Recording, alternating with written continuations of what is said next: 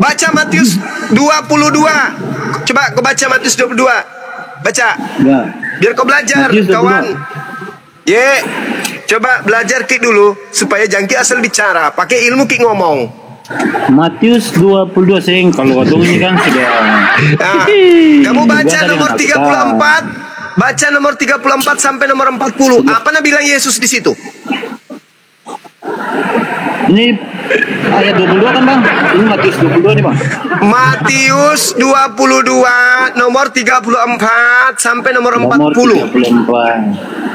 Ya, sampai nomor 40. Sampai nomor 40. Coba saudara saya baca, silakan. Hukum yang terutama, yaitu kan bang, Iya, keren. Baca Maki. ketika orang-orang Farisi mendengar Orang Farisi. Nah, Bukan orang Kristen kan? Baca Yesus telah terus. membuat orang Saduki itu Saduki. bungkam. Berkumpullah mereka dan seorang dari mereka, Bertanya, seorang ahli mencobai Taurat, Yesus. bertanya untuk mencobai dia. Guru, Guru, hukum manakah yang terutama dalam hukum Taurat? Jawab dalam Yesus hukum kepadanya. Taurat. Dalam hukum Taurat kan? Iya, ada di dalam Oke. Alkitab juga. Iya, baca. Baca terus. Jawab Yesus. Jawab Yesus kepada mereka, Kasihilah. Tuhanmu dengan segenap hatimu dan dengan segenap jiwamu dan dengan segenap akal budimu. Itulah hukum yang terutama dan yang pertama. Dan hukum yang kedua yang sama adalah? dengan itu ialah kasihlah sesamamu manusia seperti dirimu sendiri. Nomor 40. Pada kedua hukum inilah Tergantung seluruh Taurat dan kitab hukum Taurat Para dan nabi. kitab para nabi. Berarti Iya. kasih itu adalah intisari dari hukum Taurat, betul? ya. Betul? Betul kan? Iya, betul. Nah, coba kamu baca Efesus 2 nomor 15. Baca. Efesus 2 nomor 15 baca. Efesus. Ya.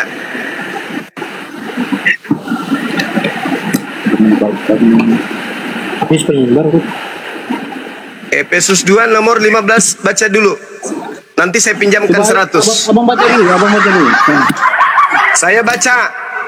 Dengan matinya anak Maria cucunya Daud di atas tiang salib,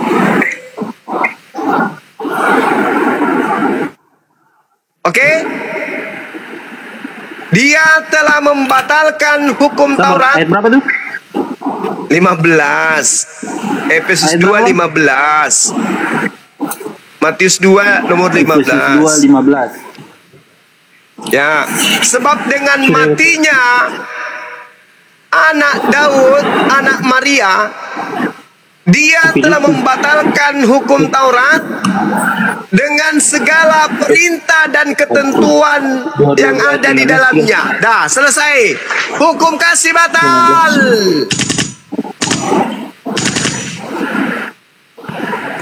Batal hukum kasih yang tadi. Mana Zulkifli gantian? Batal hukum kasih, Bung. Hukum kasih batal.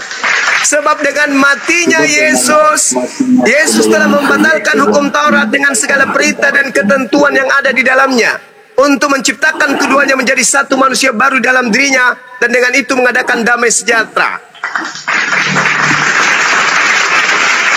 Oke? Batal kasih itu. Jadi Kristen tidak ada ajaran kasih. Itu cuman aksesoris saja. Makanya agama Kristen itu menyebar ke seluruh penjuru bumi. Tidak ada sejengkal tanah pun yang tidak melalui penjajahan Kristen. Itu fakta. Karena Kristen itu bukan ajaran kasih. Kasih itu cuman aksesoris. Ajaran kasih itu adalah dua inti pokok dari hukum Taurat. Sayangnya, menurut pengajaran pendiri agama Kristen Paulus di dalam suratnya Efesus 2 nomor 15, dengan matinya anak Maria di atas tiang salib anak Maria telah membatalkan hukum Taurat beserta segala ketentuan yang ada di dalamnya. Bubar ajaran kasih, yang ada hanya ajaran beringas. Begitu kemudian sudah tenang, tak ada peperangan, tak ada penjajahan, cuci tangan biar tangannya bersih dari darah. Lalu mengatakan, kami ajaran kasih lah. Kami ajaran kasih lah. Kasihilah semua dengan segala hatimu, kekuatanmu, dan juga akal-akalanmu. Jadi itu cuma slogan. Kami itu sebenarnya bertemu Kristen itu kami takut. Karena kalian itu diajak menjadi pembunuh berdarah dingin. Cuman karena Indonesia sudah merdeka, barulah kalian sopan-sopannya. Permisi Cak Ayu, kami mau lewat. Kalau dulu, mundur, gak mau mundur. Itu kerjaan kalian tuh, pendahulu-pendahulu kalian tuh. Makanya kuburan 40.000 jiwa ada di mana-mana. Itu baru juga sekarang kasih lo kami ini ada bencana alam, bawa Indomie 1 karung, ada yang sakit kasih suntik, itu baru sekarang. Dulu kerjanya ini kerjanya dulu. Tuh kerjanya tuh. Masa kerjanya gitu tuh. Itu kerjaan kalian tuh dari dulu. Abang dari tadi umbar-umbar Rasul ini bilang kata. Maksudnya sebelum dia ini kan dia jadi pembunuh. Tapi ya memang.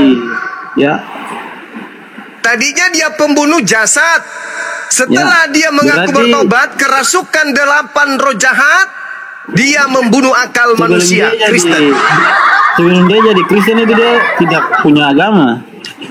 Siapa? Yang tadi abang bilang dia tuh. Paulus tidak punya agama. Rasul siapa itu? Paulus. Dia kan berarti dia tidak mendirikan agama Kristen. Kita bicara logika. Jadi Kristen ini siapa yang dirikan? Paulus. Dia sebelum jadi Kristen, dia itu pembunuh orang-orang Kristen. Berarti orang-orang Kristen ini. Kenapa pula orang Kristen yang dibunuhnya? Tahayul. Ya Allah. Abang tahu Rasul Paulus punya perjalanan hidup. Paulus itu pendiri Kristen. Murid Yesus yang dibunuhnya bukan Kristen. Alamak. Rusak otaknya anak-anak ini. Bukan. Umur Anda berapa sih? Oh, 7 tahun. Pantas lah. Kan menurut abang kan dia sebelum itu kan pembunuh Kristus. Pembunuh pengikut Kristus. Bagaimana sampai dia jadi orang itu kan, orang Kristen itu kan, abang nggak tahu dia punya kehidupan ke belakang itu kan gimana? Begini, bisa dengarkan jadi, saya. Oke, saya dengarkan. Oke, Anda baca Matius 12, di mana Yesus bercerita tentang Paulus. Kita baca sama-sama. Cerita tentang Paulus. Yes. Baca di dalam Matius 12. Nomor 43 sampai 45. Iya, yang apa ini tuh kan? Apabila roh jahat keluar dari Paulus, kan? Ini Paulus diceritakan oleh Yesus. Apabila roh jahat keluar dari Paulus,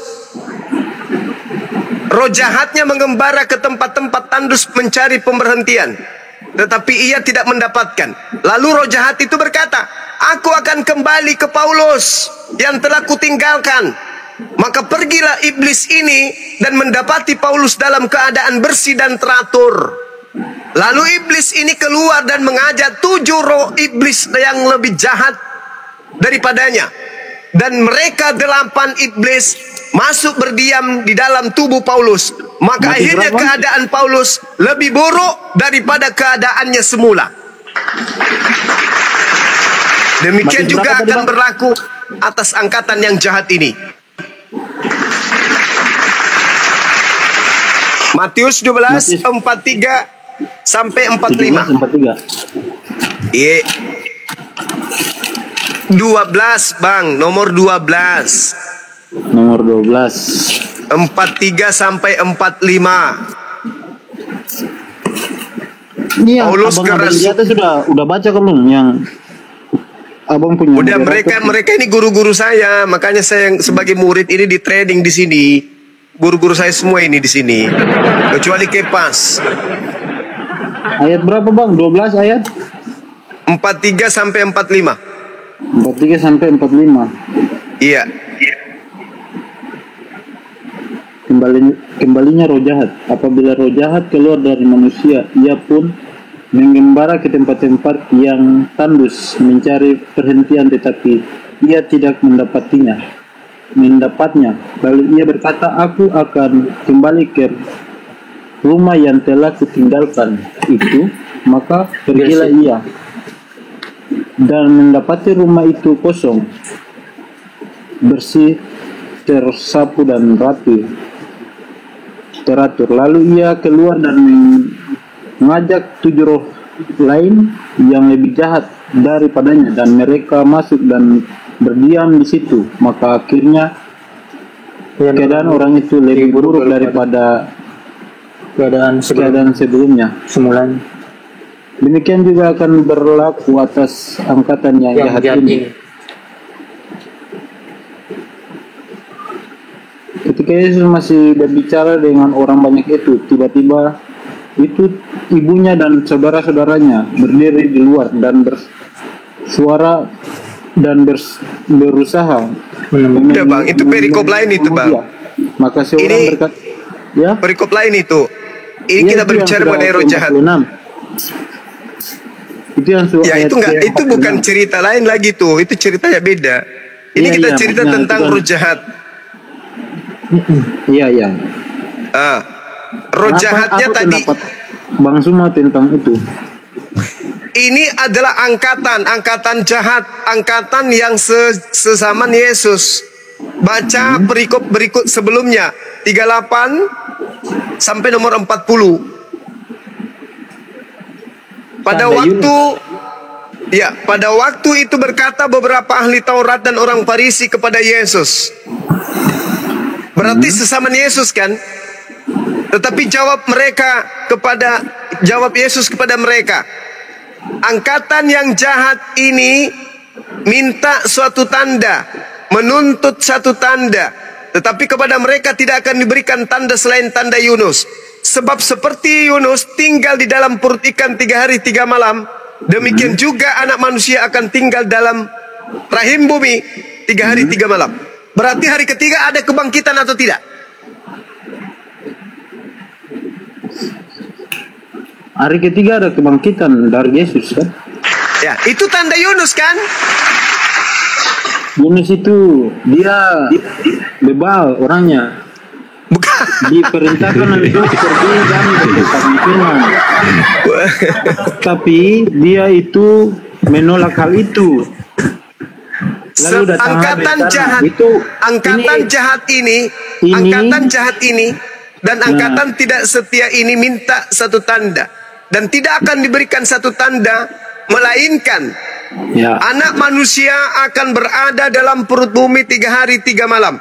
Berarti hari ketiga bangkit kan? Iya. Itu tanda untuk angkatan mana? Angkatan jahat.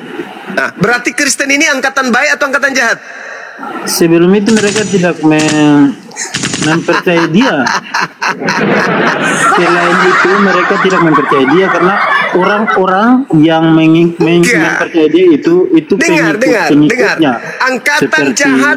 Angkatan jahat diberikan tanda bangkit pada hari ketiga. Betul atau tidak? Tapi mereka itu tidak percaya dia sebelum dia itu mati dan bangkit. Urusan percaya atau tidak percaya, angkatan jahat diberikan satu tanda, dan tanda untuk angkatan jahat adalah bangkit hari ketiga. Betul atau tidak? Betul, tapi begini bang, sabar ya, beta bicara dikit bisa enggak? Ya, silakan Subeda, lanjut. Jadi di Alkitab ini menulis bahwa ada orang yang selain murid-murid dia, orang lain itu tidak percaya dia. Jadi di dalam Alkitab ini tidak semua yang di dalam Alkitab ini percaya kepada Yesus selain murid-muridnya. pada saat angkatan yang jahat ini, itu kita semua ini orang berdosa yang tidak tahu bahwa beliau datang untuk membawa dan menebus dosa-dosa di dalam kita ini. Jadi selain murid-muridnya itu, kita orang semua yang tidak tahu kedatangannya ini, itu tidak, ya pertama kita tidak percaya, tapi setelah kebangkitan kita percaya bahwa Yesus datang untuk menyelamatkan kita di dalam dosa-dosa kita ini. Oke. Berarti orang Kristen percaya kebangkitan, betul? Betul. Ya, betul. Oke. Murid-murid Yesus percaya nggak kebangkitan? Percaya. Mereka menyaksikan Saya buktikan bahwa murid-murid Yesus tidak percaya kebangkitan. Buka Lukas 24, Anda baca dari data nomor 9 sampai 11. Murid Yesus sampai nomor 12. Tidak percaya kebangkitan. Mari kita lihat. Yesus itu waktu dia menampakkan diri. Sabar, Bung. Karena Yesus tadi memberikan tanda Yunus bangkit pada hari ketiga itu untuk siapa? Untuk kita semua orang yang Untuk angkatan jahat. Oke. Iya. Yesus tidak memberikan tanda itu kepada muridnya yang asli, Bung. Mau bukti? Tapi dia datang dalam penampakan untuk murid-muridnya itu gimana tuh, Bang? Itu beda ceritanya. Nanti saya jelaskan. Kita membandingkan dulu. Yesus memberikan tanda Yunus kepada angkatan jahat. Bangkit pada hari ketiga adalah tanda simbol yang dituntut oleh angkatan jahat, dan itu diberikan oleh Yesus. Setuju kita ya? Setuju ya? Oke. Nah sekarang murid Yesus yang asli, Yesus tidak berikan tanda itu. Mana buktinya? Mari kita lihat. Saya bacakan Lukas 24 dari nomor 9 ke 12. Dan setelah mereka kembali dari kubur, mereka menceritakan semuanya itu kepada ke-11 murid Yesus dan kepada saudara yang lain.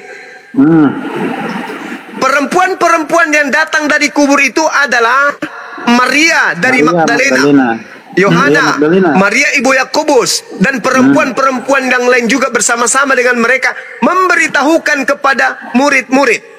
Tetapi bagi mereka perkataan-perkataan itu seakan hanya omong kosong, dan mereka tidak percaya kepada perempuan-perempuan itu.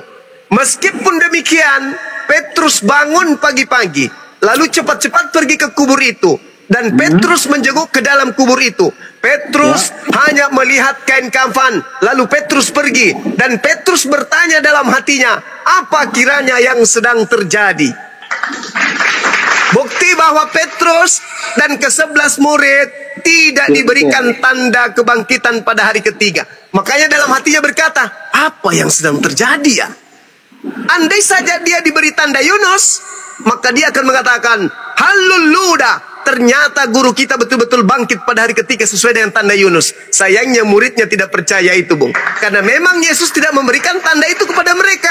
Jadi yang percaya kepada kebangkitan hanya angkatan jahat. Itulah kalian Kristen. Bukan begitu kan ceritanya, bukan. Kalau bagaimana bukan begitu lah? Bible ada yang menceritakan kayak begitu. Wa makaru wa makarallahu wallahu khairul makirin. Berarti yang menyaksikan beliau terangkat ke langit itu bukan murid-muridnya ya? Sekarang beda lagi. Kan dia memang terangkat, Bung. Yesus memang terangkat ke langit, Bung. Islam juga mengatakan itu. Al-Quran surah An-Nisa ayat 158. Memang dia terangkat ke langit, Bung. Tapi tidak melalui proses kematian. Bukti tadi kan? Iya, itu menurut Al-Quran kan? Iya, betul. Tidak, Bung. Kita juga pernah dengar itu, Bang. Lukas 24. Mari kita lanjut membaca. Kita masuk ke dalam data 36 sampai selanjutnya. Mereka sedang bercakap-cakap. Jadi murid-murid Yesus ini sedang bercakap-cakap nih. Iya. Tiba-tiba Yesus berdiri di tengah mereka dan berkata kepada mereka, Oke, Bang. damai sejahtera bagimu. Mereka murid Yesus terkejut dan takut dan menyangka bahwa mereka melihat hantu. Tapi katanya gimana tuang? Jangan takut. Iya, tunggu. Kalau murid, sabar bang. Kalau murid Yesus diajarkan tanda bangkit pada hari ketiga, apakah muridnya akan ketakutan? Dalam Alkitab tertulis mereka ketakutan karena sebab mereka telah sebab mereka tidak pernah diajarkan kalau dia akan bangkit pada hari ketiga. Yang mereka tahu, guru mereka sudah mati, guru mereka sudah dikubur, udah selesai, bubar kita, bubar. Yohanes pulang jadi petani, jadi nelayan. Bubar, Petrus, kamu pergi menjadi nelayan. Semua bubar. Guru kita sudah mati. Innalillahi wa inna ilaihi rajiun. Tiba-tiba setelah mereka mendengarkan simpang siur berita simpang siur bahwa guru mereka sudah dibunuh dan dikuburkan, mereka sudah tak ada harapan. Tiba-tiba muncul, Assalamualaikum, Islam atas kalian semua, salam damai sejahtera untuk kalian semua. Tiba-tiba mereka kaget. Wow, hantu.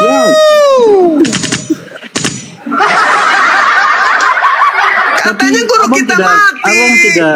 Abang tidak lanjut sampai di sabar. Apa beliau bilang majulah. Sabar. Kita akan lanjutkan itu. Yang pasti begitu melihat Yesus, ada hantu. Yesus mengatakan, jangan takut. Aku bukan hantu. Aku gurumu. Ini lihat tanganku, lihat masih ada tato, coba lihat pahaku, ini kakiku, raba. Cium aku, peluk aku. Ini aku gurumu. Tapi mereka masih takut. Ya, mereka masih terkejut. Mereka terheran-heran. Apa kata Yesus? Siapakah di antara kalian yang ada makanan? Dikasihlah dia ikan goreng. Lalu Yesus makan ikan goreng. Setelah Yesus makan ikan goreng, dia terangkat, Bang. Yesus mengatakan apa? Tengoklah aku makan ikan goreng. Hantu tidak bisa makan ikan goreng. Hantu tidak punya tulang, tidak punya daging. Aku punya tulang, aku punya daging. Berarti aku ini bukan hantu. Kalau aku bukan hantu, berarti aku bukan orang yang bangkit dari kubur. Abang, setelah beliau dicambuk, disiksa dan digantung di kayu salib, disalibkan. Itu bukan Yesus, Bang. Yang disalibkan itu bukan Yesus. Ya, itu menurut Abang. Ya, tapi beta tahu, maksudnya kami juga tahu bahwa itu menurut Abang dong. Tapi Abang dong pun kitab tuh jatuh dari langit, betul kan? Sama sih bahas itu. Bos, Yesus itu tidak disalibkan, bukan Yesus yang disalib. Itu menurut Abang. Itu menurut Bible. Mari kita, mau saya buktikan. Beta terima. Mau saya buktikan bahwa itu yang disalib itu bukan Yesus. Mau ya? Yohanes 13. Coba. Yohanes 13. Kita buktikan sama-sama. Yohanes 13 nomor 4. Ini sejenak sebelum perjamuan terakhir. Perjamuan kudus terakhir. Lalu bangunlah Yesus dan menanggalkan jubahnya. Yesus mengambil sehelai kain lenan dan mengikatkan pada pinggangnya. Apa yang diambilnya? Kain lenan. Nah, kita baca saat penangkapan di dalam Markus 14. Kita baca dari mulai data nomor itu ada berapa ayat yang yang berurutan, maksudnya Abang sudah masuk ke, coba kalau bahas Matius saja. Oh, enggak begitu. Bukan begitu caranya. Bukan begitu caranya belajar Bible. Bukan begitu caranya belajar Bible. Coba kita lihat dulu. Kita lihat dulu cerita yang saling terkait. Cerita yang saling terkait. Katanya ini murid-muridnya. Berarti cerita murid harus saling terkait antara satu sama yang lain. Yesus dikatakan menggunakan kain lenan. Coba kita lihat kata Markus pada saat penangkapan. Lalu semua murid Yesus lari meninggalkan Yesus. Iya, betul.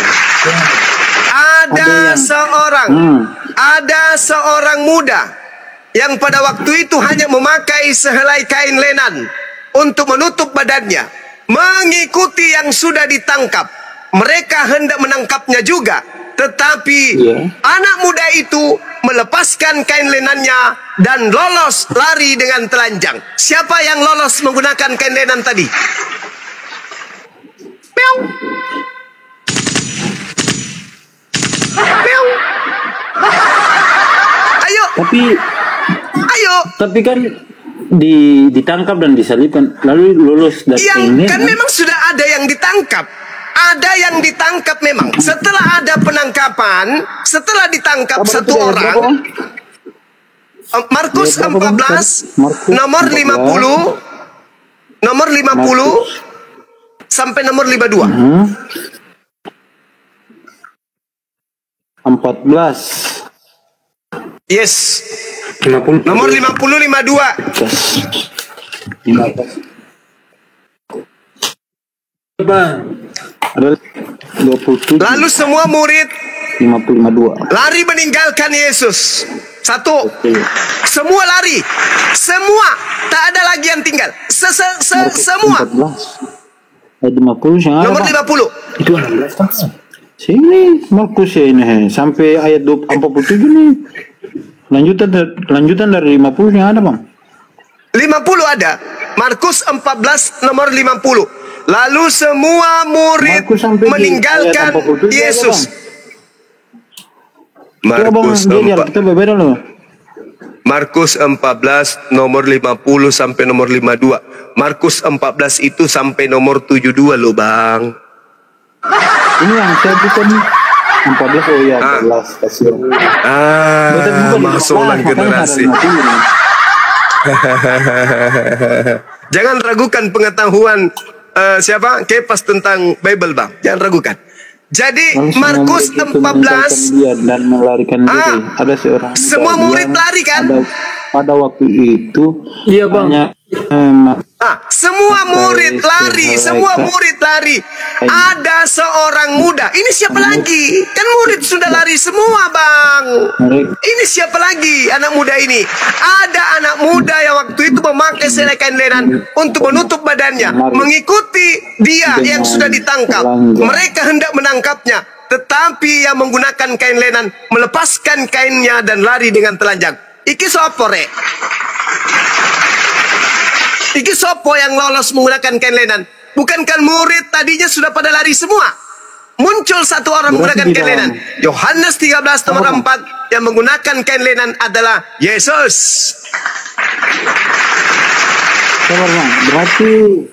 Berarti di dalam Al-Quran juga bisa dipertanyakan juga. Silakan Anda pertanyakan. Silakan. Dengan senang hati. Maksudnya, ya siap. Berarti menurut Al-Quran beliau terangkat setelah perjamuan itu.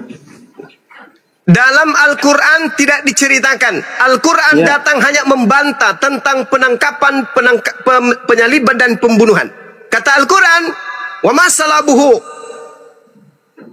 Mereka kemudian tidak membunuh dan tidak menyalibkan.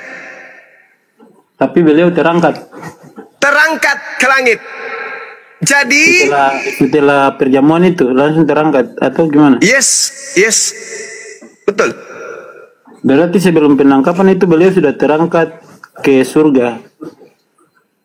Kalau di Al-Quran tidak dijelaskan, hanya dikatakan wa qaulihim inna qatalnal masiha Isa bin Maryam Rasulullah wa ma qatalu wa ma salabu. Bahasa Indonesia bisa paham. Kami hukum juga mereka karena ucapan mereka, sesungguhnya kami telah membunuh Al-Masih putra Maryam yang mereka ejek dengan nama Rasul Allah, padahal mereka tidak beriman kepadanya.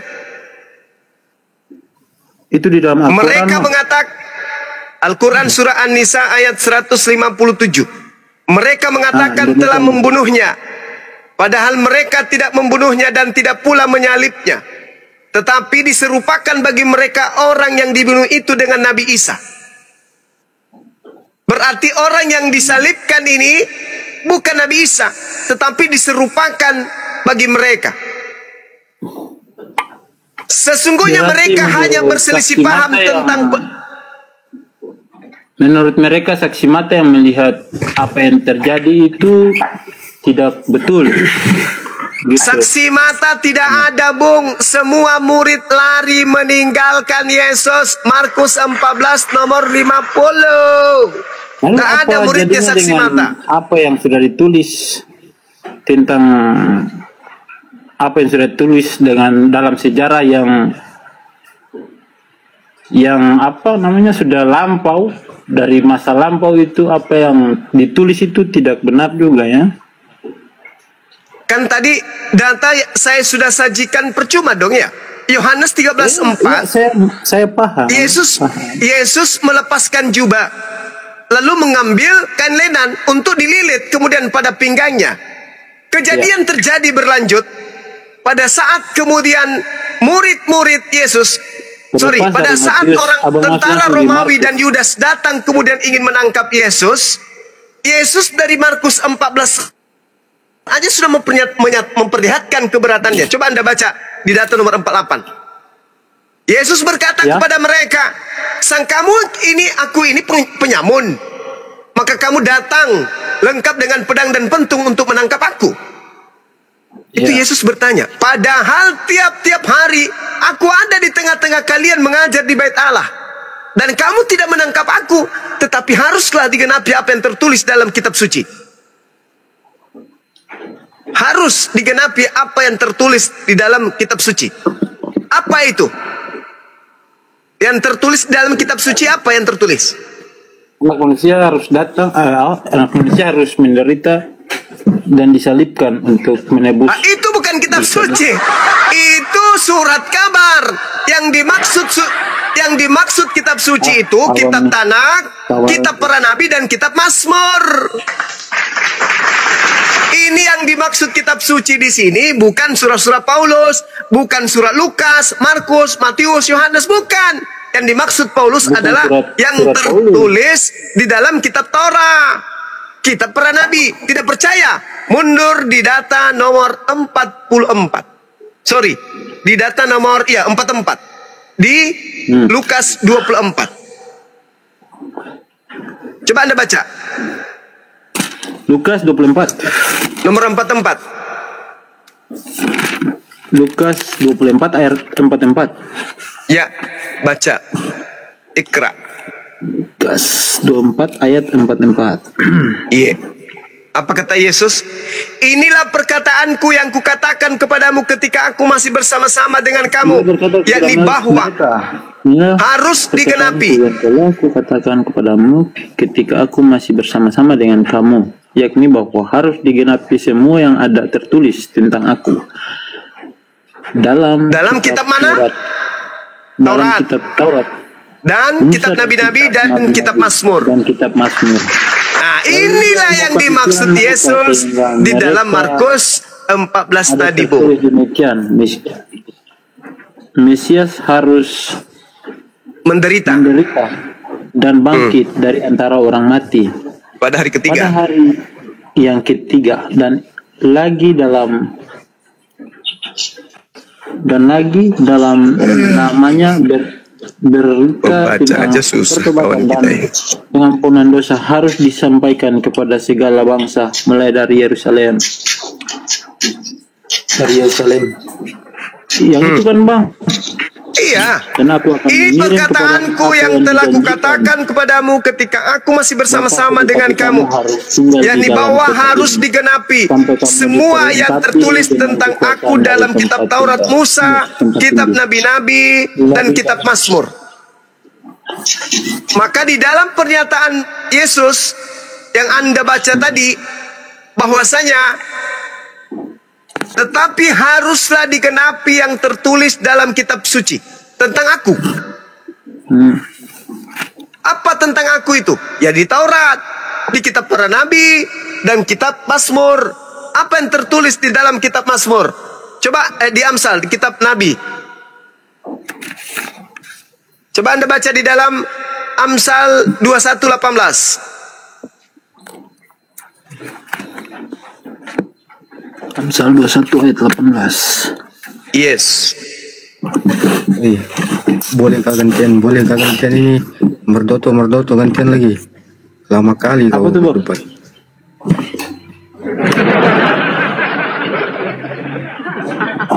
Coba baca. Ya, kalau berdebat itu ya ikut terus saja, Bang. Amsal 21:18.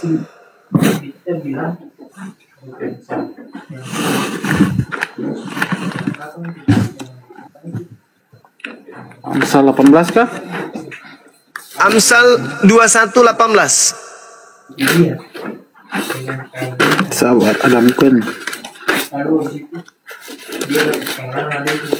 Panggil satu RT di situ, Bang, untuk nyimak kita, Bang. Gak apa-apa, Bang, saya sendiri aja.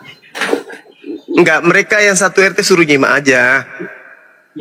Silakan. Anda baca Amsal 21:18. Sabar, Bang, ada bukan nih, Bang? Ya, silakan. Amsal 21:18. Orang fasik dipakai sebagai tebusan orang benar, Pengkhianat sebagai ganti orang jujur. dan Orang fasik sebagai ganti orang jujur. Berarti ketika daripada tinggal dengan perempuan yang suka bertengkar dan pemarah. ketika orang benar tadi ingin ditangkap, menurut Amsal 21:18 yang menggantikannya adalah orang fasik. Betul? Gak juga, Bang. Loh, ini dalil. Orang fasik dipakai sebagai tebusan bagi orang benar dan pengkhianat sebagai ganti orang jujur. Betul nggak? Tapi menurut Alkitab yang ketiga isi Alkitab yang ada nih, Matius, Markus, Lukas ini bercerita tentang kematian Yesus Kristus. Tapi Yesus mengatakan yang digenapi itu yang ada di dalam Taurat, kitab para nabi, dan kitab Mazmur. Bukan kitab perjanjian baru. Kenapa Anda larinya ke situ? Yesus sudah menyebutnya Taurat, kitab para nabi, dan kitab Mazmur. Kenapa lari ke Lukas? Sejak kapan Lukas jadi nabi? Anggap saja. Bukan begitu, Bang. Cara belajarnya bukan kayak gitu. Jangan memperbodoh diri. Sekarang benar nggak? Di sini dikatakan bahwa orang pasti akan menggantikan orang yang benar. Benar nggak? Akui dulu. Menurut Nebus gitu. Iya, untuk nebus. Kan tadinya orang yang mau direncanakan dibunuh ini adalah orang benar. Yesus kan orang benar tuh. Dia orang jujur. Tapi bersekongkol semua orang Roma dan orang Yahudi untuk mencelakai dia. Tetapi Tuhan tidak menghendaki itu terjadi. Maka yang dijadikan sebagai tebusan pengganti adalah orang fasik. Betul?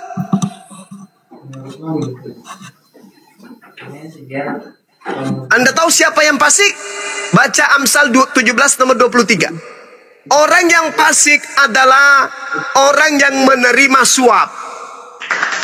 Sekarang saya tanya, yang menerima suap Yudas atau Yesus?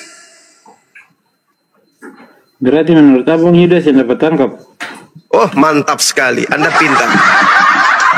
Berarti menurut Abang Yudas yang dapat tangkap. Yes, kan yang pakai gunakan kain lenan tadi lolos. Yang menggunakan kain lenan Yesus. Sedangkan Yudas datang bersama-sama dengan mereka itu gimana, Bang? Nah, sekarang kalau begitu, Yudas, Yesus punya murid berapa? 12 kan? Oke, 12. Yesus sudah ditangkap kan? Yesus sudah ditangkap kan? Iya. Semua murid Yesus lari kan? Iya, lari. Yang menggunakan kain lenan siapa? Berarti sementara Yudas datang bersama-sama dengan tentara Romawi untuk menangkap dia itu. Mereka menangkap Yudas. Ini kita pakai logika saja nih. Dosa mau kabur nih. Lalu yang datang bersama-sama dengan orang tentara Romawi itu, mereka balik tangkap Yudas. Malah itu masih bagaimana itu? Betul. Yang ditangkap adalah Yudas, orang yang dijadikan sebagai tebusan yaitu orang fasik. Yang fasik ini siapa? Yang menerima suap. Siapa yang menerima suap? Yudas. Siapa yang berkhianat? Yudas. Amsal 21 nomor 18. Orang fasik dipakai sebagai tebusan bagi orang yang benar, pengkhianat sebagai ganti orang yang jujur. Dalil, Bung. Berarti Bung punya mata langsung kayak langsung tak balik begitu, langsung tangkap Yudas. Makanya ketika Yudas datang dengan orang Roma, tentara Romawi, mereka bertanya kepada oknum, siapa yang engkau cari? Apa kata oknum itu? Apa kata mereka? Aku mencari Yesus dari Nazaret. Apa kata orang yang ditangkap? Akulah dia. Betul? Tapi begini Bang, akan punya kelanjutan dari Markus 51 itu. Di bawah sini ada Yesus di hadapan mahkamah agama. Nah, itu bagaimana sampai bisa Yudas itu? Iya, betul. Kalau Anda tidak percaya, apakah menurut saudara Maria ini mengenal Yesus? Maria siapa maksudnya? Maria Magdalena. Kenal nggak dengan Yesus? Kenal. Kenapa pada saat hari Minggu Maria datang mencari Yesus? Pada hari yang ketiga. Dia sudah bertemu dengan orang yang bangkit. Tapi dia tidak mengenali. Malah dia tanya, Tuhan, apakah engkau melihat mayat Tuhan kami di sini? Sementara Maria sudah bertanya kepada oknum tersebut. Betul? Ya itu kan di dalam Alkitab juga mereka apa ini kan maksudnya tidak mengenal dia karena dia datang, itu bisa terjadi saja dengan kuasa Allah kan. Itu akal-akalan. Itu akal-akalan. Bagaimana mungkin orang, Bung, bagaimana mungkin kalau yang itu adalah Yesus, masakan baru 2 malam sudah beda mukanya? Ya bisa jadi beliau tidak menampakkan wajahnya atau gimana?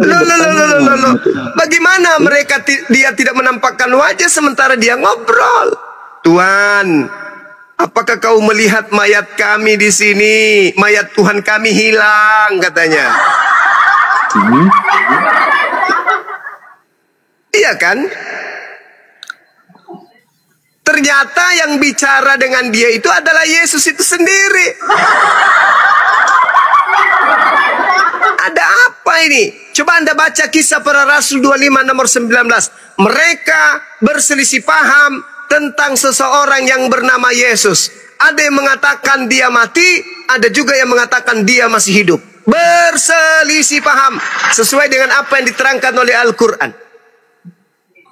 Wa innal ladzina ikhtalafu fihi lafi syakkim minhu. Sesungguhnya mereka yang berselisih pendapat tentang Nabi Isa benar-benar dalam keraguan-raguan tentang hal, yakni tentang pembunuhan itu. Mereka tidak mempunyai sedikit pun pengetahuan menyangkut hal itu, yakni tentang pembunuhan Nabi Isa. Dan apa yang mereka katakan kecuali hanya mengikuti persangkaan belaka, dan mereka tidak membunuhnya dengan yakin.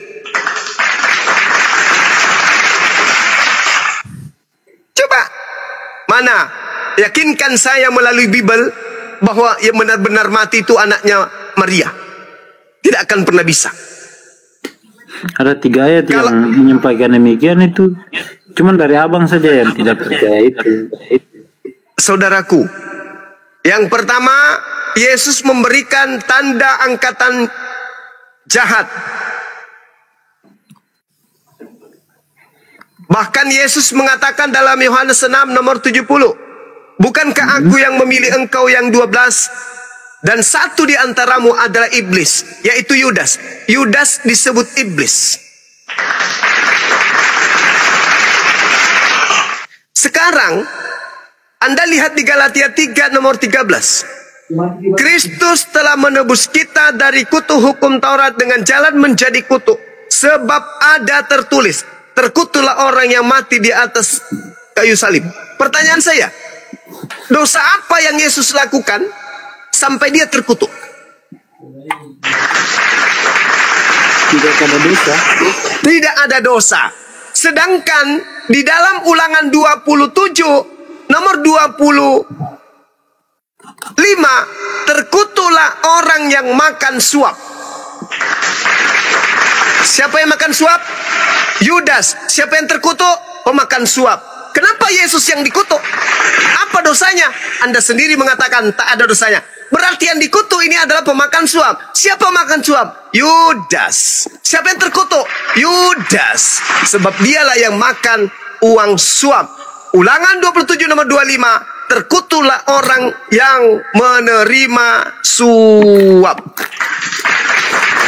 Baca Ulangan 21 nomor 22 nomor 23. Apabila orang dihukum mati, apabila orang melakukan dosa yang sepadan dengan hukuman mati, maka janganlah kau biarkan mayatnya semalam-malaman di atas tiang. Sebab orang yang mati dikutuk oleh Tuhan. Jangan kau biarkan tanahmu disentuh jangan biarkan tanahmu disentuh tanah yang diberikan untuk nenek moyangmu. Coba baca Ulangan 21 nomor 22 sampai 23. Apabila ada orang dihukum mati karena melakukan dosa yang sepadan dengan hukuman mati, gantunglah dia di atas tiang. Sebab jangan kau biarkan semalam-malaman mayatnya disebabkan karena orang yang dikutuk oleh Elohim. Jangan kau biarkan mayat menyentuh tanah. Apa dosa Yesus sampai Elohim turun tangan mengutuk Yesus? Gak ada, Bung. Jadi yang dikutuk itu adalah Yudas Iskariot. Yang kalian sembah itu adalah Yudas Iskariot. Itulah fakta yang tertulis dalam Bible. Hanya saja kalian tidak mengkritisi, kalian tidak teliti, kalian tidak mempelajari Bible. Saya yang menunjukkan Anda baru cari kiri, cari kanan, cari kiri, cari kanan. Kenapa? Anda hanya didoktrin dan didogma dari sejak lahir sampai sekarang. Anda hanya dicekoki dogma dan doktrin, tapi lancar perpuluhan. Anda hanya disuguhkan doktrin dan dogma, yang penting perpuluhan itu jalan. Anda hanya korban perpuluhan. Anda hanyalah korban tipu muslihat perpuluhan bisnis duit barat dan juga bisnis duit para pendeta. Yang mampu Kristen mampu bertahan karena ada Pulus. Kristen mampu bertahan sampai hari ini karena Kristen satu-satunya agama yang menggunakan sistem multi-level marketing. Semakin banyak jemaat, semakin tebal dompet. Semakin kurang jemaat, semakin menipis dompet. Maka yang harus kita jual adalah dogma, doktrin. Jangan biarkan jemaat membaca atau belajar Bible itu sendiri. Tuntun oleh pendeta, tuntun oleh penatua, tuntun oleh pastor. Jangan biarkan mereka belajar sendiri. Karena kapan mereka belajar sendiri, apalagi belajar kepada umat Islam, maka mereka bisa meninggalkan Kristen dan menjadi Islam, menjadi mu'alaf. Makanya pendeta nggak mau turun tangan berdebat. Pendeta-pendeta yang turun berdebat dengan umat Islam itu rata-rata pendeta yang sudah kehilangan jemaat, atau mereka yang sudah pensiun, atau mereka yang sudah dipecat, atau mereka yang jam terbangnya kurang, yang sedikit jadwal dikasih. Ya, ini kalau saya begini terus cuma dapat 2 juta sebulan, kapan majunya? Mending saya masuk ke TikTok, bisa dapat gift dan seterusnya. Itu pendeta yang kurang jemaat, pendeta yang kurang jam terbang. Pendeta-pendeta yang enak dompetnya tidak akan turun untuk berdebat dengan umat Islam. Pendeta-pendeta yang masih kenyang dengan perpuluhan tidak akan terjun untuk berdebat. Saya sudah menantang dari awal tahun kemarin. Saya tantang seluruh pendeta untuk menjabarkan kebenaran Kristen dan Islam. Tak ada satupun yang berani sampai hari ini. Karena kapan mereka duduk di depan saya, akan kutuangkan semua isi perut Bible. Saya cuma percaya Tuhan. Dan jemaatnya akan berkurang. Dengan begitu kemudian pemasukan mereka akan berkurang. Bukti, kemarin bulan Agustus kita ingin mengadakan, kita ajak semua pendeta-pendeta untuk berdiskusi. Semua mundur. Yang maju minta 200 juta. Begitu ada di Bandung, mau maju, rapat diadakan 1 kali, 2 kali pertemuan, bahkan hampir nyaris 3 kali. Begitu tahu yang maju adalah Bang Suma yang lebih paham Bible, apa kata istrinya? Jangan maju, Papa. Kalau Papa maju di Bali Bang Suma, jemaat kita pada lari. Sebab Bang Suma kalau live pasti, kalau debat pasti di live kan dan akan ditonton banyak orang. Kalau kamu ditonton Papa sama jemaat kita akan mundur semua, tak ada lagi percaya samamu. Jangan berdebat Papa. Akhirnya debat-debat yang sudah direncanakan dari Agustus sampai bulan September ini bubar semuanya. Yang muncul kemudian adalah tai puding Abraha yang nol, tidak ada pengetahuan Bible sama sekali. Muncul di TikTok satu-satu kali. Tapi begitu ada Bang Suma, lari masuk ke dalam kalipung kapiting. Saya kira begitu teman-teman. Saya bikin kopi dulu sebentar, silakan diambil alih. Demikian, terima kasih. Terima kasih Gurunda, mantap jiwa dengan pemaparan yang luar biasa. Boleh gantian kah Pak Mardo? Kau dari tadi ngomong muter-muter Mardo, biar aku lagi tantang itu. Kopi. Ya. Mana siapa nama hostnya ini? Siapa nama hostnya? Saya, kau lawan saya. Saya lawan kau tapi ada syaratnya ya. Apa itu? Pertama, jangan dimut-mut. Kedua, jangan main kick. Apa dimut-mut? Jangan main potong-potong. Saya tidak suka main mut-mut saya. Jijik. Kalau itu kau langgar berarti sesat kau. Apanya yang dimut? Nggak mau saya. Aku tanya aja kau, tanya kau. Apa bukti kekuasaan yang diturunkan oleh Allahmu yang disaksikan banyak orang dan tidak dapat diklaim oleh siapapun? Tuhan umat Islam tidak seperti Tuhan umat Kristen yang turun ke dunia ini menjadi manusia. Jawab pertanyaannya, tunjukin satu aja kedahsyatan Allahmu yang disaksikan banyak orang. Allah Subhanahu wa taala, Tuhan umat Islam tidak seperti Tuhan umat Kristen yang turun ke dunia ini menjelma sebagai manusia yang ditombak oleh tentara Romawi.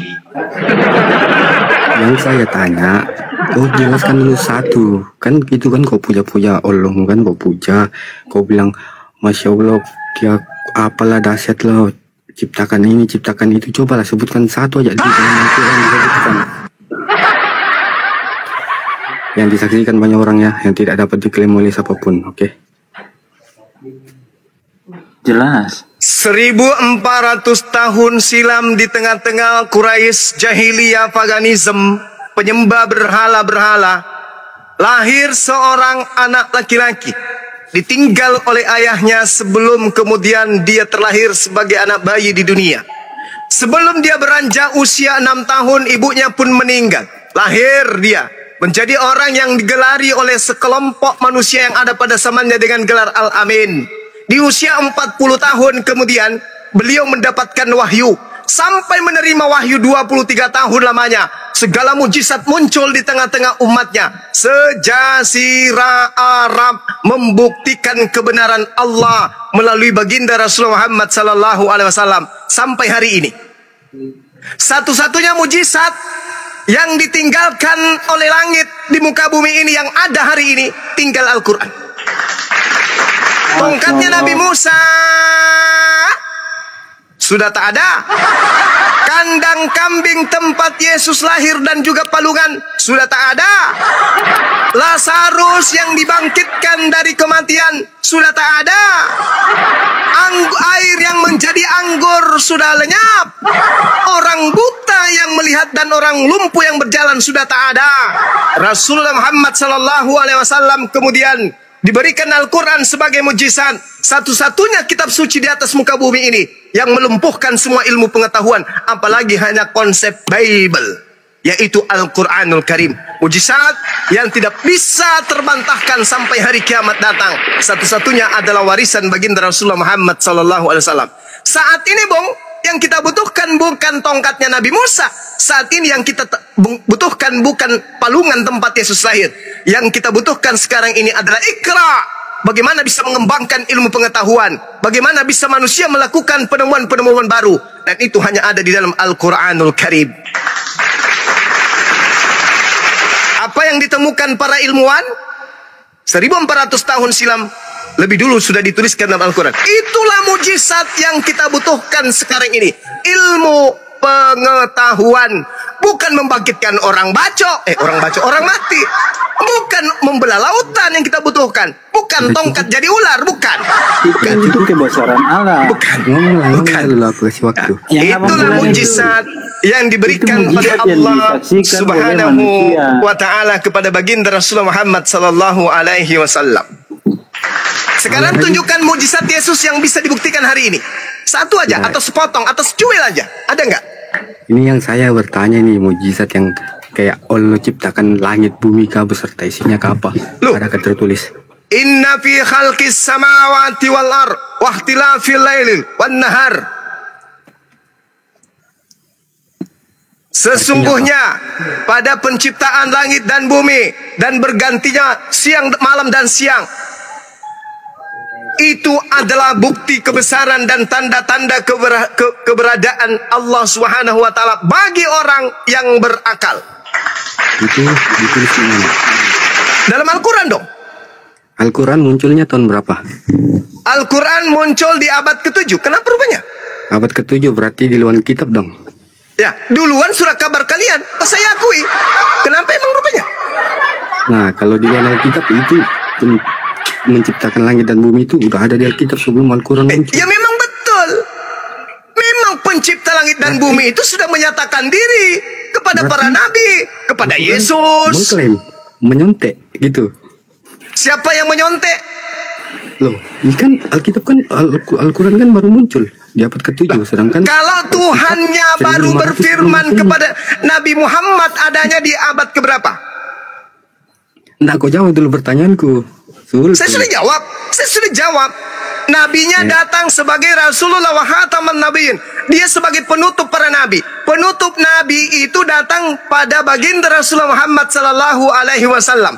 Maka Allah kembali datang menyatakan dirinya melalui Roh Kudus kepada baginda Rasulullah Muhammad sallallahu alaihi wasallam. Kalau nabi penutupnya ada di tahun 2024, berarti Roh Kudusnya datang di tahun 2024. Tapi ternyata penutup para nabi adanya di tahun 1400 tahun silam. Maka Allah pencipta langit dan bumi turun untuk terakhir kalinya memberikan pedoman kepada seluruh umat manusia. Makanya Al-Quran litubayyina linnas, untuk seluruh umat manusia. Yesus hanya untuk Bani Israel, Musa hanya untuk Bani Israel. Lalu untuk Anda siapa? Baginda Rasulullah Muhammad sallallahu alaihi wasallam. Makanya Anda itu umatnya Rasulullah. Kau disuruh nunjukin kuasanya Allah. Kau tidak ada jawab. Yang kau jawab itu Allah menciptakan langit dan bumi beserta isinya. Loh iya pastilah. Lalu yang menciptakan alam semesta ini siapa? Yang menciptakan alam semesta ini siapa? Tuhan Yesus Kristus. Nenekmu kiper 7 turunan. Yesus itu makhluk. Anda rusak memalukan. Saya sebagai saudara sebangsa dan setanah air malu punya saudara kayak Anda. Yang menciptakan langit dan bumi Yesus. Alamak, rusak otak kau bang. Yesus kalau tidak dicebok sama ibunya, pantatnya bau. La haula wala quwata illa billah. Yesus kalau tidak dinetein Maria, dia kena busung lapar. Oh, dia pula yang menciptakan langit dan bumi. Tuyul. Saya bisa bertanya, Bang. Dipotong-potong sesat, ya kan? Tuyul. Coba kau kasih saya dalil. Anda bicara 3 jam, saya kasih waktu. Semua diam, termasuk host. Jangan di-mute. Anda kasih dalil kepada saya, Yesuslah yang menciptakan langit dan bumi. Silakan, saya tunggu 3 jam. Yang lain diam. 1, 2, 3, mulai. Sul, di sini saya yang bertanya, bukan kau yang bertanya kepada saya. Kau kan merasa paling benar, makanya saya bertanya. Kau kalau saya bertanya, kau jawab. Di mana dalilnya Allah mau menciptakan langit dan bumi serta isinya? Kau bilang di Al-Quran. Sedangkan Al-Quran muncul di abad ke-7. Sedangkan Alkitab di luar muncul. Di mana ceritanya? Yang baru muncul langsung ngutip-ngutip Alkitab lama itu yang paling benar. Di mana ceritanya? Dari logika otak dipakai. Jawab itu. Kenapa kau diam giliranmu? Kau nggak bisa jawab. Kalau kau nggak bisa jawab, bilang aja. Nggak usah kau muter balikan. Aduh, ini hostnya menjawab. Saya ikut kalau gitu. 3 jam loh, 3 jam saya kasih kamu waktu. Kamu cuma curhat. Kalau berkaitan dengan penciptaan, Allah Subhanahu wa taala menerangkan, "Inna fi khalqis samawati wal ardi wa ikhtilafil laili wan nahar la ayatil liulil albab." Sesungguhnya dalam penciptaan langit dan bumi dan pergantian malam dan siang terdapat tanda-tanda kebesaran Allah bagi orang yang berakal. Berarti yang menciptakan kemudian langit dan bumi adalah Allah.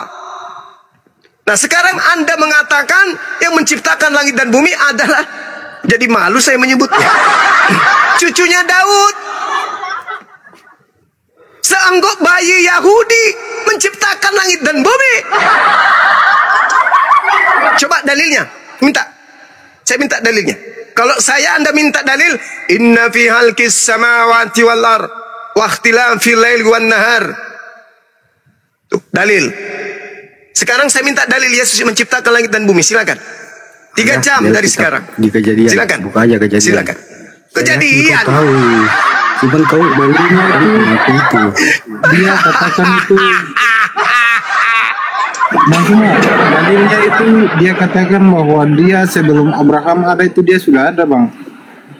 Amsal 8. Salomo mengaku dia ada sebelum langit digariskan. Lebih duluan Salomo dong. Sebelum langit dan bumi digariskan, aku sudah ada bersama dengan Tuhan di sana, kata Salomo.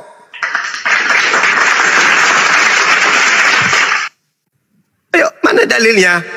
Yesus yang menciptakan. Mana? Yesus harus mengaku, aku yang menciptakan. Pada mulanya Allah itu berfirman.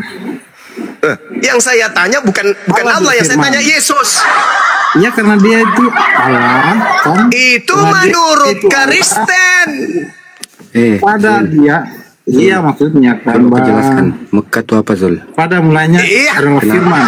Kenapa orang Firman. Kamu cuma mau bertanya aja, giliran ditanya mana dalilmu Yesus menciptakan, mana? Tadi pertanyaan saya kok nggak bisa jawab, Zul. Sudah ku jawab, ayatnya lengkap pula.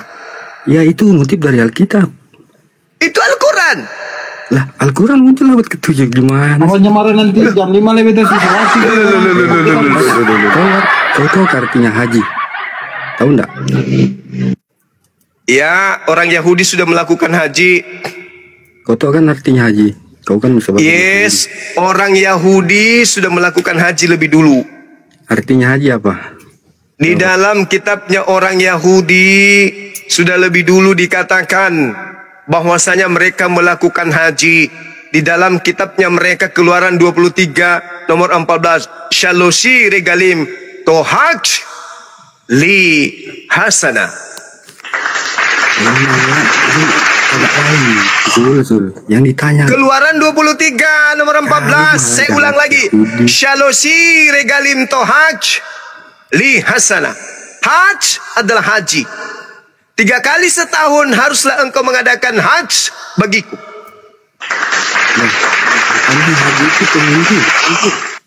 Kata Ibrani haj, hari raya perayaan festival, paralel dengan kata Arab haj yang adalah haji. Kristen berkunjung kemana? Siara kemana? Kristen? Israel. Hah? Masa Palestina? Aduh, Kristen ini. Anda tidak boleh masuk ke kota suci. Yesaya 52 nomor 1, haram hukumnya Kristen masuk ke Israel. Itu dalil. Tidak boleh. Kota suci itu kau udah tahu kota suci. Ini nggak bisa diskusi nih. Ini level anak TK ini, sambil coli dia nonton ini. Turunin, bukan level saya. Anda cuma bisa bertanya, ditanya balik nggak nyambung. Kamu ke gereja seperti biasa.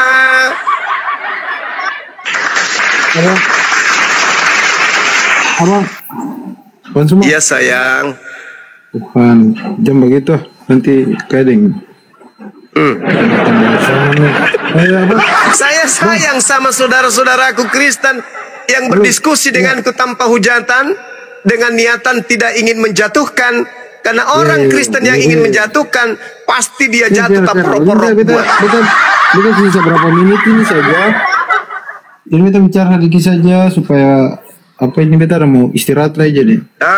Kalau teman Kristen saya yang diskusinya baik, pasti ku sayang. Cepat. Terima kasih. Iya. Sebelumnya beta minta maaf kalau ada kata yang mungkin tidak sejalan dengan pikiran Bang Suma. Beta minta maaf. Selalu ini sama. Saya juga Bung. Ya Bang. Jadi saling memaafkan saja. Siap. 86. Ya terima kasih. Sama-sama. Kalau beta di Ambon. Lalu. Oh dekat kita berarti. Oh abang di Solo mana? Ya, saya di Sulawesi. Iya. Terima kasih. Iya. Ya, jadi kita minta terima kasih atas maksudnya atas apa yang sudah kita berbincang dari tadi. Cuman ya begitulah. Emang iman dari kata yang berbeda, maka apa yang abang sembah, apa yang beta sembah itu ya kita terima aja kekurangan dan kelebihan dari apa yang kita dapat tentang ketum punya kepercayaan masing-masing. Beta minta terima kasih kalau sudah angkat beta berbincang di malam ini. Karena memang beta besok datang lagi Bang. Aktiviti yang lewat di beta punya beranda itu memang akan paling menjatuhkan beta punya apa yang beta percayakan. Tuh. Saya diskusi Bang sama teman-teman. Besok datang lagi, diskusi lagi kita Bang. Iya kalau ada data, beta pun data cuma 1 hari 6 giga. Jadi kita minta terima kasih atas kita sudah masuk di room ini, sudah bercakap-cakap. Mungkin ada salah yang beta ucap, beta minta maaf dan selamat malam. Sama-sama. Malam. Ya Bang. Anda cocoknya di Islam, hati Anda lembut Bung. Betul. Di mana saja kita bisa berbuat kebaikan itu. Iya, tahu. Tapi kebenaran kan belum tentu, kebaikan itu kan belum tentu benar Bang. Tapi kalau kebenaran sudah pasti baik. Baik belum tentu benar, tapi benar sudah pasti baik. Anda sudah baik, tapi benar belum. Masih butuh mencari. Ya, terima kasih ya. Kan Yesus mengatakan toh, kasihi Tuhanmu dengan akal budi toh. Jadi kita harus dengan menggunakan akal mengasihi Tuhan. Bukan dengan doktrin dan dogma. Begitu saudara. Ya sudah silakan kalau mau istirahat. Jangan siapa berkata bicara tinggal berapa menit saja, 5 menit lah habis. Baru jam 5 habis. Iya. Jam 5. Sekalian habiskan saja langsung. Jadi begini apa namanya? Kalau apa yang beliau ajarkan itu kan kita ambil ajaran dari beliau, bukan ambil siapa yang membawa, siapa yang membawa atau ya kalau menurut saya bukan menurut Paulus ya, bukan menurut Paulus tapi menurut saya kalau mereka itu berbicara tentang Yesus Kristus, saya tidak percaya mau itu Petrus kah, mau itu siapa, saya percaya beliau yang datang tentang apa yang beliau ajarkan. Tapi saya cuma ambil baiknya. Kalau memang dia datang dari Allah atau datang dari anak atau Allah di dalam dia. Saya cuma percaya dia, bukan percaya orang. Kayak Paulus, kayak itu, siapa, segala macam. Beta sih percaya orang. Yang beta percaya itu cuma Yesus, karena Yesus di dalam Alkitab yang tertulis Yesus bukan Paulus. bukan siapa yang tertulis. Itu menurut kepercayaan beta. Ya. Kalau Anda susun, iya Bang, saya sedikit Bang, sebelum Anda turun. Kalau Anda susun semua perkataan-perkataan Yesus, semua perintah-perintah Yesus Anda susun, Anda atur dari nomor 1 sampai nomor 100 semua perkataan dan perintah Yesus. Lalu perkataan dan perintah Yesus itu Anda lakukan, maka Anda tidak jadi Kristen. Justru Anda menjadi Islam. Contoh, Yohanes 17 nomor 3. Untuk mendapatkan hidup yang kekal, kata Yesus, mengenal satu Tuhan dan mengenal Yesus Rasul Tuhan. Itu syarat untuk masuk surga. Coba Anda baca Yohanes 17 nomor 3. Hidup kekal itu adalah mereka mengenal Engkau satu-satunya Tuhan dan mengenal Yesus Kristus yang Engkau utus. Kalau di iman kami, la ilaha illa huwa, Yesus Rasulullah.